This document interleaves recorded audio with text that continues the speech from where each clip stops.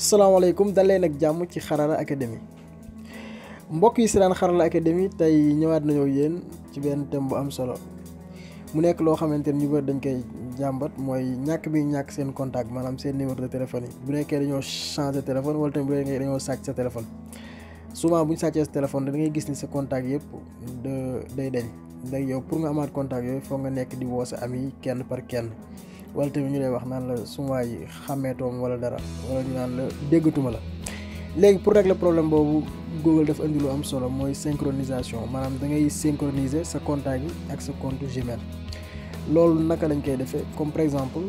boo enregistré sa compte ba pare si Google bi comme fii comme léegi yow am nga compte Google moo nekk nii comme man dugal naa sama compte ba pare sa compte Google bi ñu gis na sama email moo nekk nii léegi boo synchroniser ba pare booy enregistré contact comme par exemple booy enregistré nouveau contact da ngay ñëw nga def ni comme 77 ok léegi nga def ajouter au contact léegi fii moo am solo comme par exemple fii nii bu nekkee da nga koy dugal gis nga si kaw fi ñu def nii boo ko fekkee sim 1 bu ko def sim 1 da nga koy changer def ko Gmail compte Gmail bi léegi boo ko defee compte Gmail pare day enregistré wu ci sa compte Gmail comme par exemple gis nga contact yi ma yor nii lépp sama compte Gmail bi la nekk. léegi naka nga ko mën a récupérer voilà loolu nag moom la ñëpp di laaj léegi pour nga récupérer rek naka ngay def da ngay ñëw fii sa internet moo xam Google ngay connecté wala beneen navigateur comme par exemple navigateur bii nii léegi man maa ngi ko connecté woo internet bi léegi boo ñëwee am na site bu ñu def xool contact.google.com mi ngi nii site bi moo nekk nii adresse bi naa ko def suuf mi ngi contact.google.com léegi boo duggee rek day laaj sa email boo dugalee sa email rek moo indil la contact yi gis nga contact yëpp ñu ngi nii bu la neexee sax nga supprimer contact yëpp si téléphone bi te teewul day des fii